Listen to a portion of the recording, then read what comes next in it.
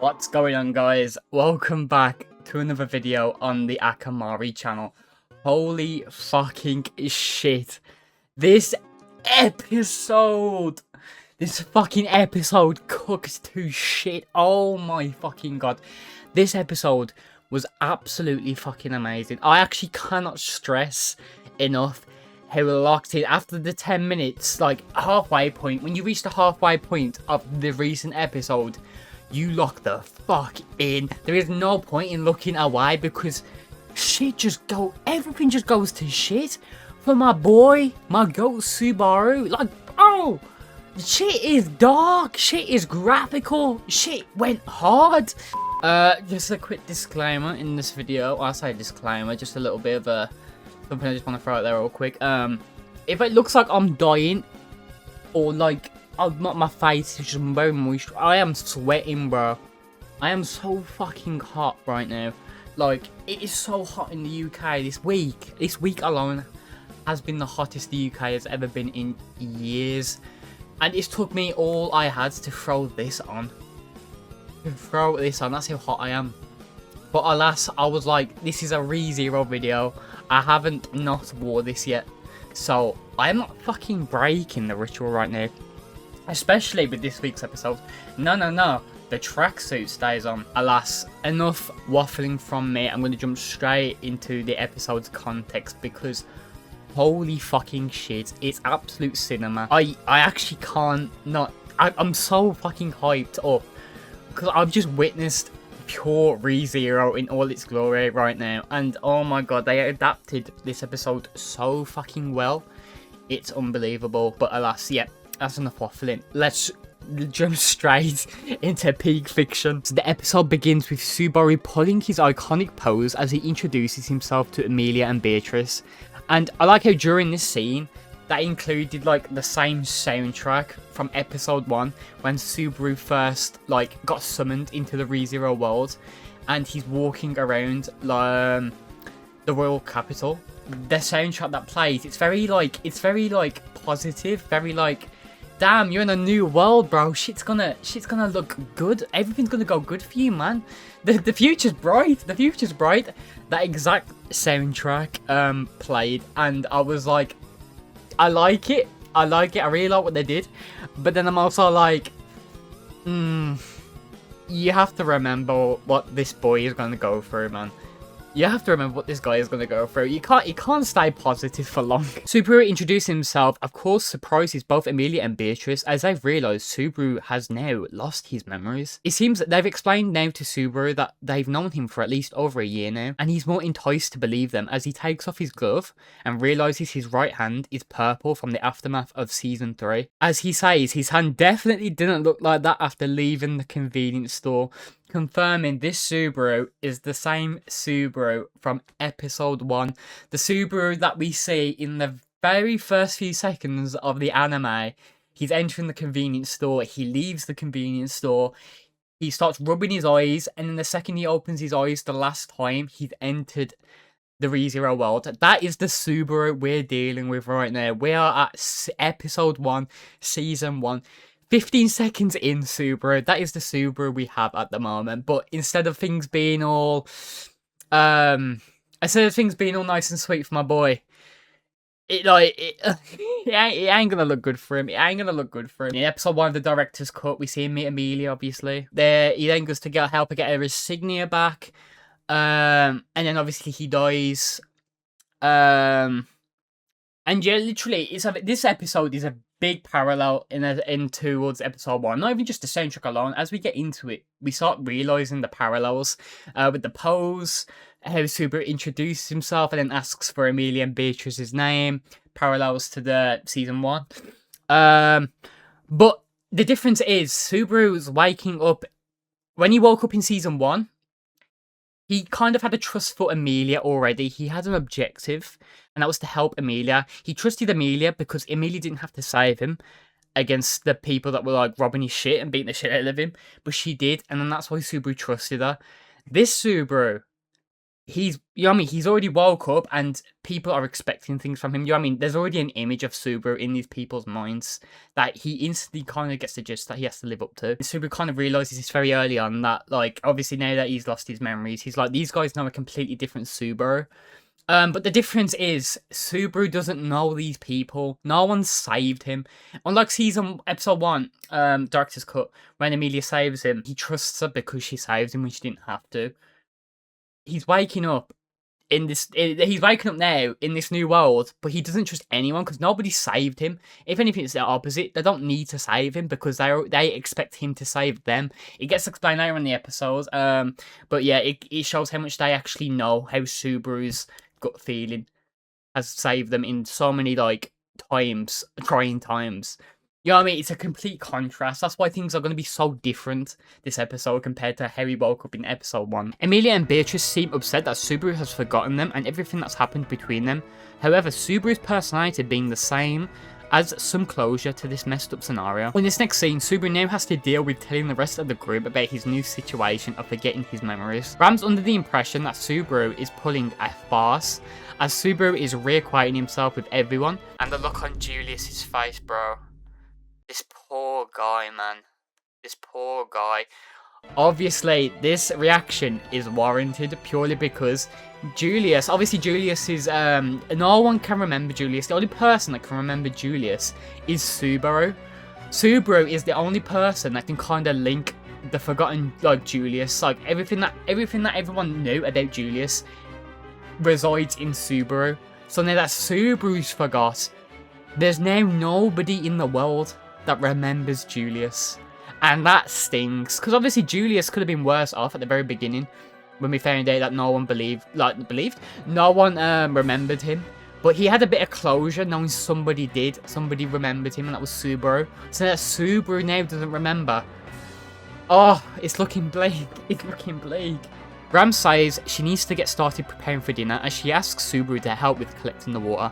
Emilia rejects this motion, saying Subaru is still adjusting after losing his memories, but Subaru says he'll be fine and wants to help out. In the hallway, Ram demands that Subaru drops the axe and to tell her what's going on.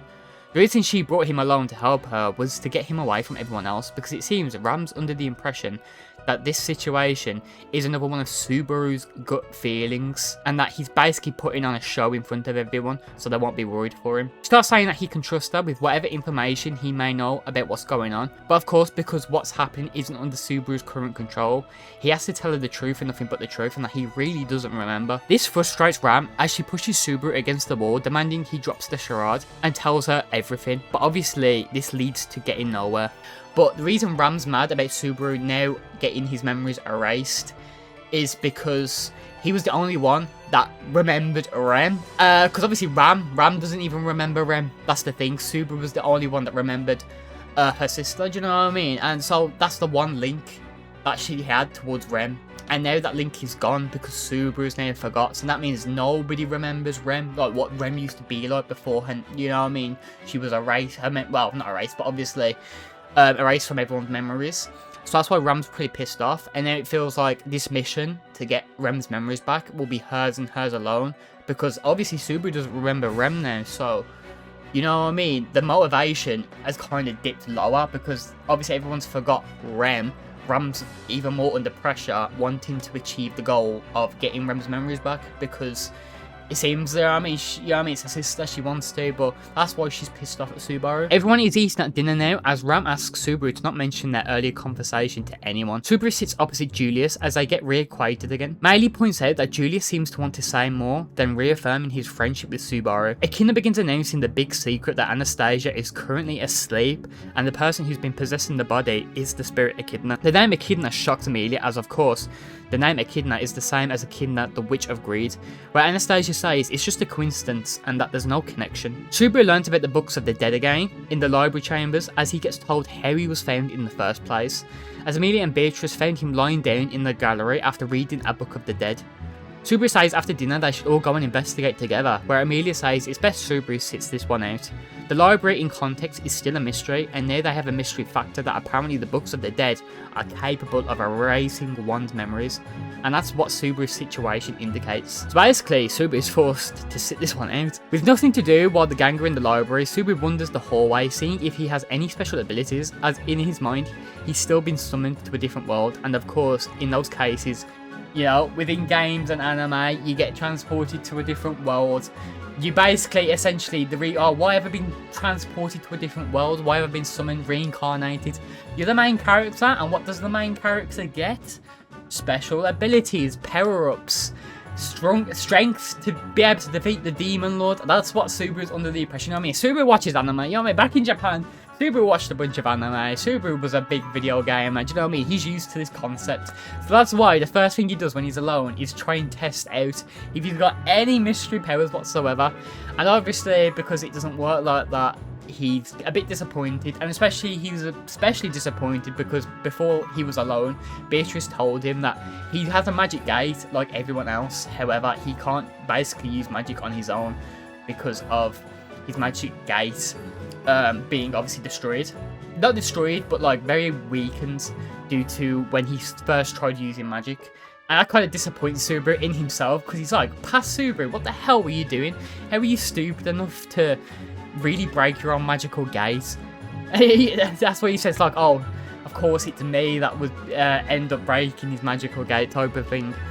But yeah, I think it's very funny. But of course, he's not wrong. He does have a special ability. He is the main character. He's just unaware of what that ability is. However, that won't be the case for much longer because Subaru reaches the endless staircase going down as he stares below when all of a sudden he gets pushed from behind and falls to his death. Subaru's checkpoint has updated to the second he wakes up with amnesia, with Emilia and Beatrice standing before him. Now, I like this parallel in particular because it parallels his first, like after his first death in season 1 episode 1 when he died to Elsa at the loot house. Obviously when he went back to his checkpoint, he didn't like act like someone that just died.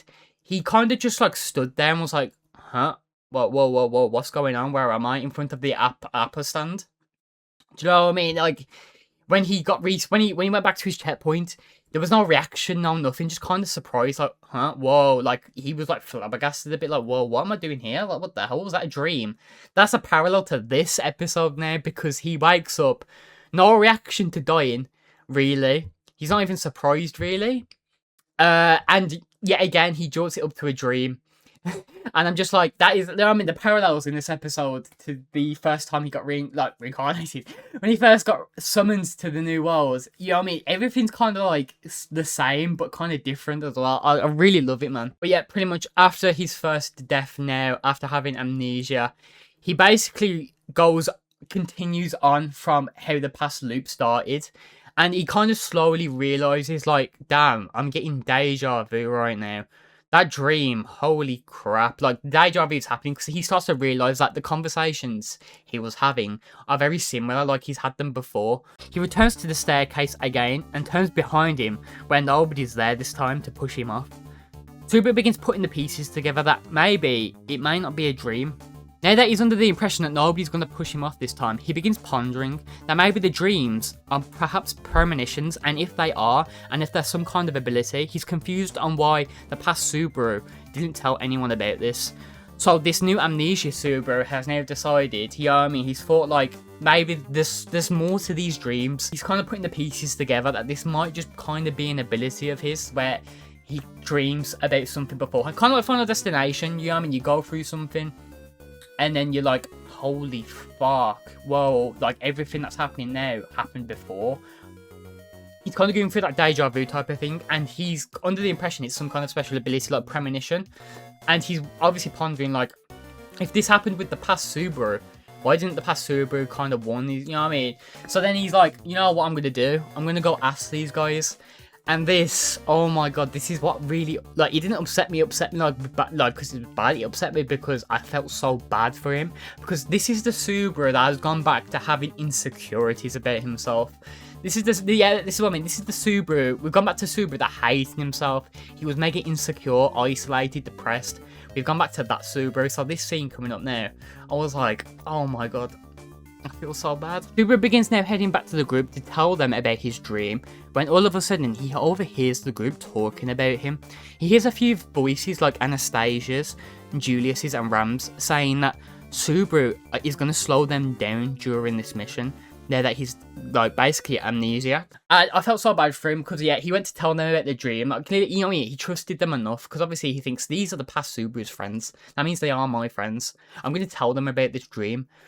So obviously he's going, he hears the voices, and yeah, it's basically Anastasia, Ram, Julius, all basically agreeing that Subaru's going to slow them down on this mission, maybe because of his, you know what I mean, his amnesia. And Julius points something out. He was like, when it comes to the uncertainness, they rely on Subaru, which is true, because obviously they've all seen it now firsthand. Like with the sniping at the tower, Subaru's gut feeling came into play, and that's how they avoided that situation. That's what Julius is saying. Julius is saying if Subaru's incapable of basically supporting the group when it comes to the uncertain, like his gut feeling, then maybe, you know what I mean, maybe he will kind of slow them down on this mission to, like, obviously ascend the tower. And I kind of did feel bad for him. Obviously, Amelia and Beatrice were sticking up for him. Honestly, day one supporters, on God. I love Amelia and Beatrice, man. Love them so much. They were supporting him, defending his name, saying, like, that's not fair. I can't believe you're defending this, Ram. Like, you know what I mean? They were sticking up for him. But obviously, Subaru, insecure still, obviously. He hears these people talking behind his back. You know what I mean? These people are still strangers to him, may I remind you. To Amnesia Barrow, these people are strangers for him. So basically, they're chatting shit to Subaru. In this world's terms, they're talking shit about him, bro. They're talking shit about him. He's on the staircase listening, and he's like, wow, these guys are fucking ops. I thought these guys were my mates. They're chatting shit about me next. Nah. And that's why he begins running off, and he's like, nah, how can I tell him after that? Do you know what I mean? If someone's chatting shit about you, you know what I mean? These people that you think are your friends, if you overhear them chatting shit about you, I'm going the opposite way. I'm like, fuck these guys. Subaru returns to the staircase now, where he gets pushed yet again, but this time, the death is so much more gruesome. Subaru's body begins bashing into the stairs as he falls all the way down, losing body parts this time, as the first time he just fell straight down. So obviously, yeah, this is the madness. This is what I was like gobsmacked, open-jawed, locked in, just watching, because I was like, this is so fucked up, this is so gruesome, this is so fucking dark. Obviously, the first time he died, getting pushed off, it was fast, it was quick, because he fell straight down. This motherfucker fell straight down, he just died immediately, pretty much. I think he died, obviously, before he hits the floor, his eyes lift up. I think he died, or passed out from the shock. It wasn't really that bad. This time, the motherfucker is still alive, he's falling. How is he angling? How is he falling, zigzagging? This motherfucker is hitting the staircase, left, right, fucking centre. He's still alive. He's lost his arm. He's bashed his head off the fucking staircase. This motherfucker is still alive. He's lost limbs. He's lost teeth. He's lost blood. I wouldn't be surprised if he lost his fucking brains.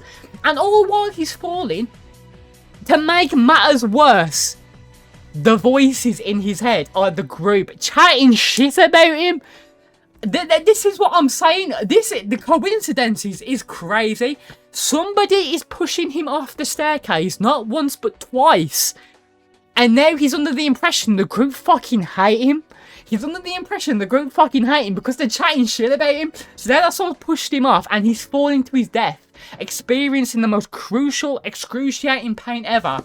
The voices of them chatting shit about him are like going off in his head, and I'm like, if this motherfucker doesn't restart and fucking hate these guys and fucking wants...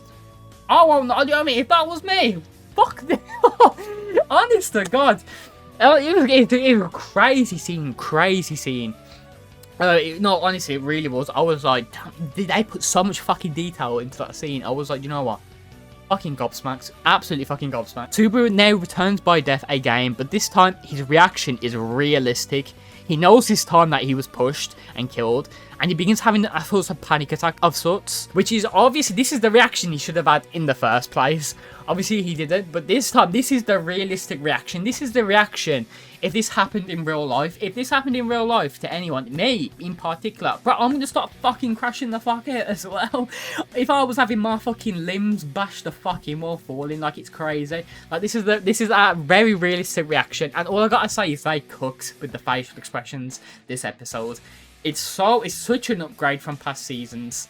They really did fucking cook. It got that bad. My boy deadass slapped Beatrice, man. What the fuck? He opens a door and begins running up a staircase. And oh my fucking god. Any other door. Subaru, any other door. You just had to go and open the door that leads to a staircase up to Reed. And we get a little prelude to Aura Monster here. And I'm like, oh my god, listen, if you ain't saw the Aura Monster memes, you've been living under a rock in the ReZero community. Yeah, this is like a little prelude to Aura Monster. We get him next week. And yep, soon enough, Subaru finds himself now on the same floor, standing in front of Reed. And let me remind you how much of a scumbag Reed is. Reed begins mocking Subaru's crying reaction, jostling it up to he has a falling out with the group. So yeah, literally, obviously Subaru's still in his like panic attack kind of like what the fuck kind of like situation right now. Like his reaction. He still did the same kind of like messed up reaction after dying. This motherfucker Reed is taking the piss out of him, man. Like Subaru he's trying to wrap his head around what's going on. Why is someone trying to kill him? He's having that natural reaction after dying. This motherfucker Reed is taking the piss. He's just taking the piss out of Subaru right to this motherfucker's face. And you know what? Reed is a fucking scumbag. He really is. But at least he's got the fucking guts to chat shit. He's got the guts to say it to his face, you know what I'm saying? But yeah, no, pretty much Reed is literally chatting the bear shit right in front of Subaru, basically like, mocking him for crying, saying, oh, did you have a falling out with your group of friends? Male, it's your fault for picking your friends type of thing. He was like, oh, if you're falling out with your friends and they're making you like that, bro, that's on you, man. You're picking the wrong crowd to hang about with, honestly. And yeah, he was just basically just taking the mick, and I was like, that's insane, man. That's insane. There's no sympathy in this episode, apart from, obviously, from Amelia and Beatrice especially. So yeah, after Reed's had his little mock session, he takes his chopsticks and sticks them into Subaru's gut and starts messing around with the chopsticks. He starts messing around with Subaru's, like, guts and shit, man. And I'm like, what the fuck is this guy's problem, man? The guy kicks him down the stairs. The guy kicks him down the fucking stairs. Subaru begins crying even more and bleeding, thinking back to how a few hours ago he was literally just with his parents. He has regrets of how he should have treated his parents better, how he should have put in more effort with something like washing up the dishes and the mugs. And the mug the mug has context. The mug has context. So obviously before Subaru went to the store, obviously there was mugs and dishes to be cleaned, mainly the mug.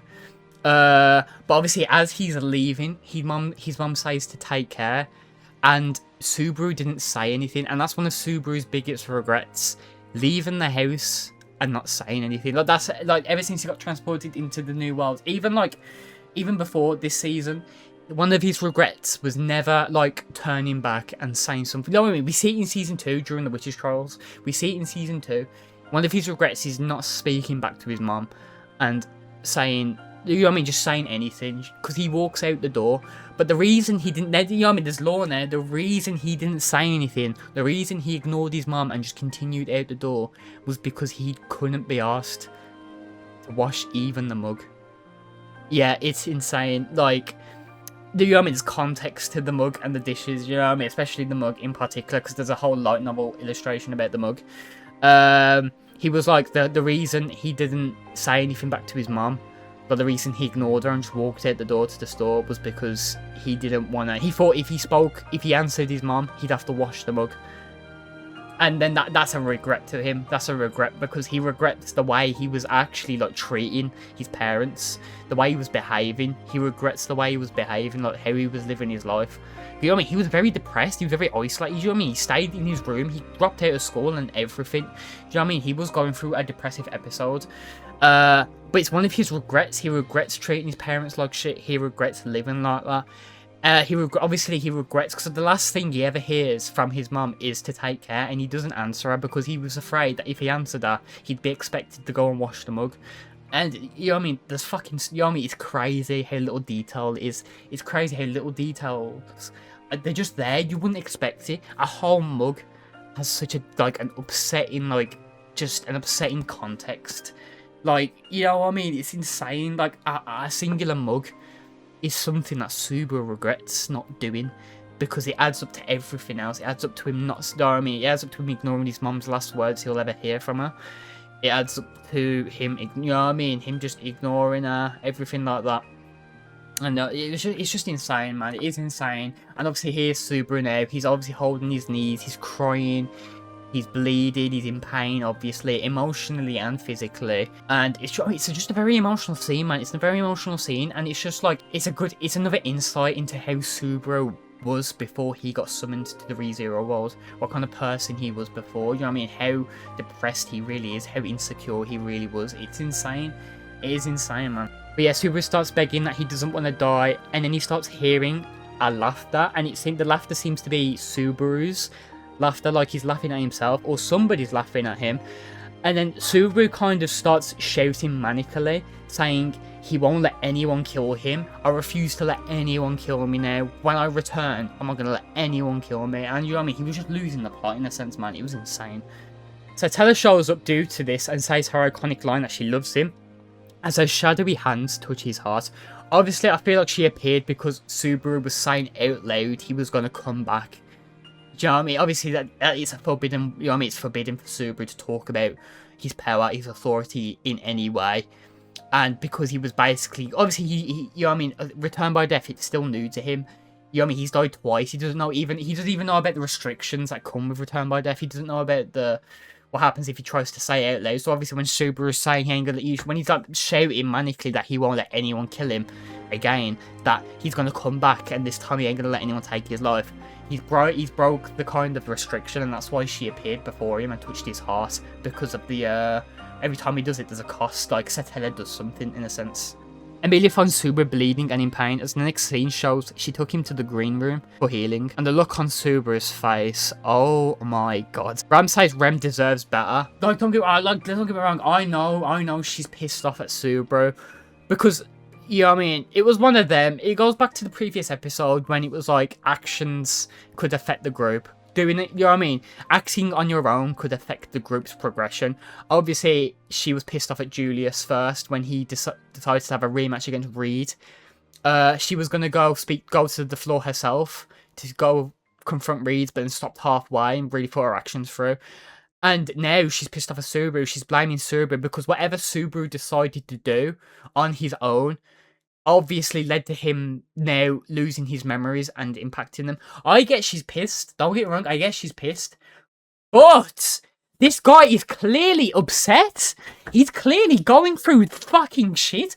This is just something I realised after the recording, but in this loop, Ram doesn't even know Subaru has lost his memories. So in her eyes, Subaru acted on his own after their conversation to investigate in the library. He passes out, he wakes up and just starts being aggressive, and then instantly goes to Reed's trial. So in Ram's eyes, he's acted alone, and he wakes up and he's just starting to crash out. And obviously when she said this, you know what I mean, she's unsure about Subaru's current like state of mind. What he's currently thinking, and basically she's just thinking about Rem in this situation, where that's why she got Rem out of the room, because she can't fully trust Subaru while he's in this kind of state, especially around Rem.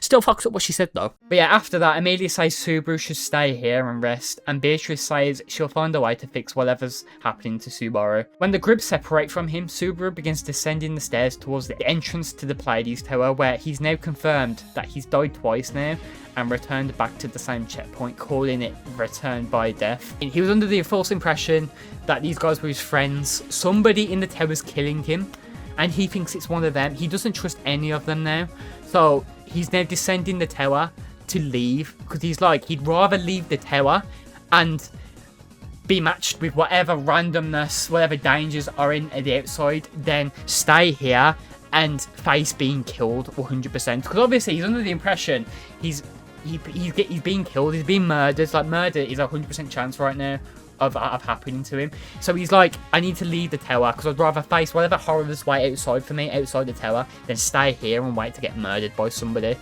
that's why he's leaving the tower. But as he leaves the tower, this is a mistranslation on Crunchyroll's subtitles, both in the sub and dub. When he's leaving, he's just saying, I want somebody to kill me. Like, I just need somebody to kill me. Because obviously he's aware of Return by Death now. He's aware of dying, sending back to a checkpoint. But it's a mistranslation. He's leaving the tower and he should have said, I'm not gonna let anyone kill me. Like, Subaru's in the mindset where he refuses to let these guys fucking keep murdering him over and over again. That's why he's leaving the tower. That's why it makes no sense. Why is he leaving the tower if he wants to die? That's why the mistranslation is just fucked. It makes no sense. The mistranslation is him saying, I need somebody to kill me. Why would he be leaving the tower? Somebody's killed him twice in the tower.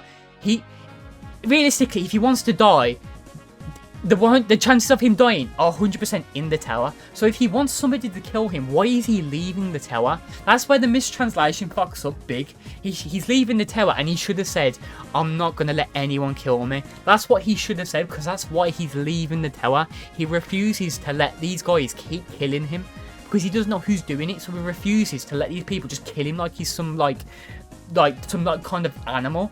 So that's why he's leaving the tower. He'd rather face whatever horrors are outside the tower in this new world than letting these fucking guys butcher him, man. But yeah, mistranslation, fucking Crunchyroll, man. Get your shit together, man. Subaru takes a step on the sand, officially leaving the tower, which now switches Shawla's kill mode on, where she then collapses. If you go back to a few episodes, Shawla's, like, there's rules set up on Shawla, and one of the rules that won't be overruled is that if someone tries to leave the tower without completing the trials of the tower and reaching the top, if someone tries to leave beforehand, she's forced to transform into, like, a monster of sorts. She transforms into something. I'm not going to say what. I'm going to let you guys see it. Obviously, if you go back to the Constellation episode where Subaru solved the Constellation trial, you find out what Shawla's constellation is of. You'll know what she turns into. But yeah, pretty much her pupils go from 1 to 3. You know what I mean? Telling us that she's underway of transforming into this monster. And yeah, the rule has been broken. Someone left the tower, which was Subaru. Obviously, he didn't know about Shawla's rules. He didn't know about not allowed to leave the tower. So he's left the tower now. That means the rule's been broken. Shawla's now about to transform into a monster, and basically she's going to go on a killing spree. Yeah, pretty much. If someone leaves the tower, everyone's dead. And guess who was in the room with Shawla when the transformation's currently going underway? Everyone but Subaru. So, you know what? Next week's episode is going to be fucking cooking. But yeah, that's where the episode ends. The episode ends with Shawla's pupils dilating into 3, and then she collapses onto the ground, telling us that she's literally transforming now. And is about to go on a killing spree. But yeah, holy fucking shit, man.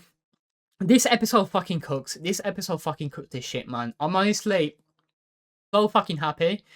And I'm so proud of fucking everyone working on this episode. They all did so much. Not even just the storytelling, the direction, the pacing. It's just the facial expressions, the music. Honestly, everything was perfect. I really enjoyed this episode. It was so fucking good. It was built up very well. And honestly, it had rewatchability because the second I finished it, I watched it again. I fucking watched it again because it was that good. I'm not even trying to I'm not trying to be one of those fucking fans that glazes an anime because it's my favourite no matter what. Because that's what I tend to do. But the thing is, I love fucking ReZero. I'll do it anyway. Because even if it's a bad episode, I'll enjoy it. But this episode, the glazing is, yes. Because everyone's glazing this shit. There's no over-exaggeration with the glaze for this episode. Everyone's glazing. This episode was fucking peak.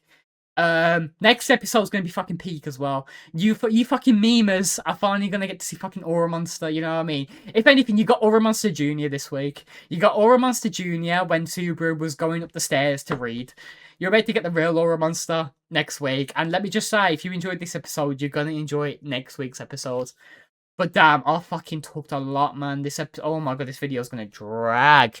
So I am going to end it now. Sorry for waffling, guys. I'm just so fucking excited. I'm so hyped for the future episodes. This episode this week has got me in a different kind of feeling, man. True peakness. I just had to fucking get on somewhere, waffle about it.